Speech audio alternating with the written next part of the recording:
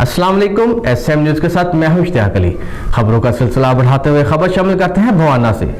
Assistant commissioner madam इकरा मुस्तफा ने अपने office में भट्टा मालकान से मीटिंग की।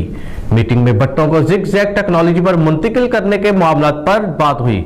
इसी हवाले से मजीद तफसीलात जानते हैं अपने नुमाइंदे मोहम्मद अफजल रुमाना से। जी अफजल, तफसीलात से आगाह कीजिएगा। वाना असिस्टेंट कमिश्नर ऑफिस में भट्टा मालकान की एक मीटिंग का इनेकाद किया गया है, जिसकी सदारत असिस्टेंट कमिश्नर मैडम इकरा मुस्तफा ने की है। मीटिंग में तहसील वाना के भट्टा मालकान ने शिरकत की है। इस मौके पर असिस्टेंट कमिश्नर मैडम इकरा मुस्तफा का कहना है कि चलाने की इजाज़त जो है वो किसी भी तरीके पर तहसील एडमिनिस्ट्रेशन और डिस्ट्रिक्ट एडमिनिस्ट्रेशन जो है वो नहीं देगी।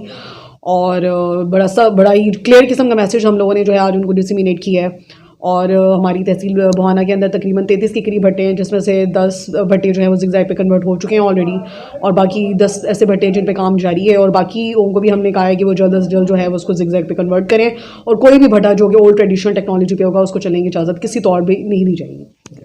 हुकूमत की तरफ से वाज़े और सख्त अहकाम दिए गए हैं कि भट्टों को जल्द अज जल्द ज़िगज़ैग टेक्नोलॉजी पर मुंतकिल किया जाए। ज़िगज़ैग टेक्नोलॉजी के बगैर भट्टे नहीं चलने देंगे और हुकूमती अहकाम की खिलाफ वर्जी करके भट्टे चलाने वालों के खिलाफ सख्त कार्रवाई अमल में लाई जाएगी और चलने वाले भट्टों पर पानी छिड़का जाएगा। असिस्टेंट कमिश्नर मैडम इकरा मुस्तफा का कहना है कि तहसील भवाना में 33 भट्टे हैं, जिनमें से 10 को ज़िगज़ैग टेक्नोलॉजी पर मुंतकिल कर दिया है, बाकी पर काम जारी है। भट्टा मालकान ने दरखास्त की है कि इनको ज़िगज़ैग टेक्नोलॉजी पर मुंतकिल करने के लिए टाइम दिया जाए, मगर मैडम इकरा मुस्तफा ने वाज़ेह अल्फाज में पैगाम दिया है कि हुकूमत की तरफ से सख्त अहकाम जारी किए गए हैं, जिन पर हर सूरत अमल दरामद यकीनी बनाया जाएगा। कैमरामैन मोहम्मद आरिफ डेक्कू के साथ मोहम्मद अफजल रमाना, वाना। बहुत शुक्रिया अफजल, तफसीलात से आगाह करने के लिए।